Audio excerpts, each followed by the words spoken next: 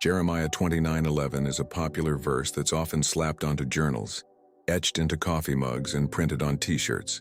For I know the plans I have for you, declares the Lord. Plans to prosper you and not to harm you. Plans to give you hope and a future. Jeremiah 29:11 even God does have a plan for you. God does want to bless you. God does want to give you hope and a future.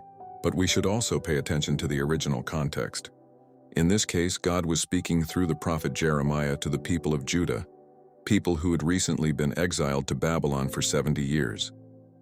The Jewish people were banished to a foreign land because of their insatiable appetite for sin. In fact, for 23 years, Jeremiah had been warning them to stop rebelling against God or prepare to face the consequences. God is patient, but he is also just. In other words, the Jews were sent to time out. And as you can read in the preceding chapters, God made a case against his beloved people. They'd exploited foreigners, orphans, and widows. They'd denied the rights of the poor. They'd refused to stand up for truth or obey God's instructions. They'd murdered the innocent and committed adultery. They'd rejoiced in doing evil, and their lives were ruled by greed. They'd even built pagan shrines, sacrificing their sons and daughters in the fires. It was a dark time. And yet somehow God's mercy always extends to the darkest places on earth.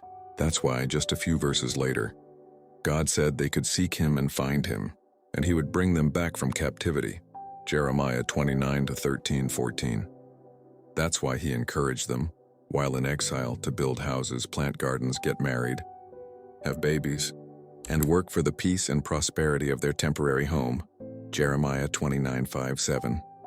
He wanted them to know he hadn't forgotten them. He still wanted good for them. He still had plans to restore them. God is serious about sin, but he's just as passionate about redemption. Though Jeremiah 29:11 was meant for a specific people at a specific time, God's heart for the restoration of broken people is generationally timeless. Even when we feel stuck in the process, God still has a plan. We can put our trust in the God whose goal is always redemption.